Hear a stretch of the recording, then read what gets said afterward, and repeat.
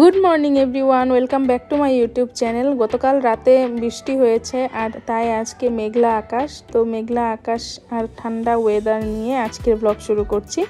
তো ঘুম থেকে উঠে চা খাচ্ছি আর তারপর দৈনন্দিন জীবনে যা করি হাউসওয়াইফদের কাজ, রান্না বান্না, তো সেই সবে লেগে গেলাম। আর আজকে রান্না করছি ঘুগনি।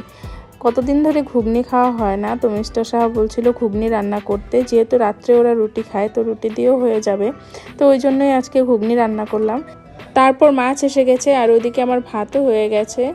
তো আজকে ব্রেকফাস্টে আমি তো ঘুগনি আর মুড়ি খাবো, কারণ আমি ঘুগনি দিয়ে ভাত খেতে পারি না, আর রুটি দিয়েও আমার খুব একটা ভালো লাগে না। আমার মুড়ি দিয়ে ভীষণ ভালো লাগে আর শুধু শুধু খেতেও ভালো লাগে। আর এইদিকে সুস্মিতা দেখতেই পাচ্ছ বিছানা টিছানা তুলে নিচ্ছে, আর এইদিকে মা আজকে বৃহস্পতিবারের পুজো করছে আর আমি ওইদিকে সবজি কেটে কুটে নেব।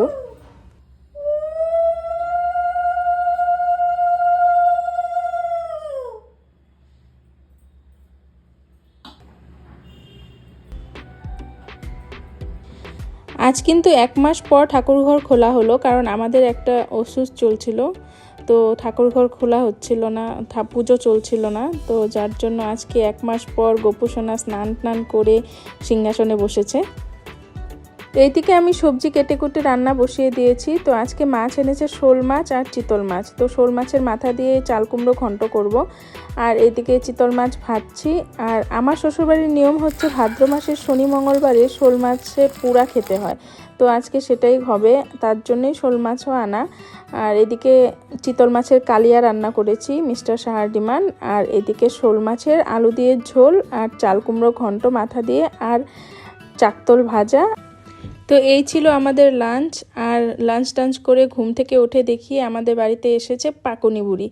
তো পাকুনি বুড়িকে দেখো, এদিকে কে যেন কলকা আঁকিয়ে দিয়েছে, তো আমি ব্যাপারটা ঠিক জানতাম না কে করেছে, তো এই নিয়ে হাসাহাসি চলছে। আর ওইদিকে এসেছে আমার ভাই। এটা হচ্ছে আমাদের মেকআপ আর্টিস্ট আজকে। কি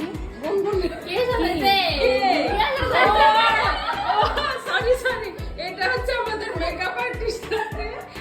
আর সন্ধেবেলা এসেছে ভাই, তো ভাইকে লুচি ভেজে দিলাম, লুচি ঘুগনি চা, আর ভাই আজ থাকবে। তো আজকের ব্লগটা এখানেই এন্ড করছি। ভালো লাগলে ভিডিওটাকে লাইক শেয়ার করে দিও, চ্যানেলটি সাবস্ক্রাইব করে দিও।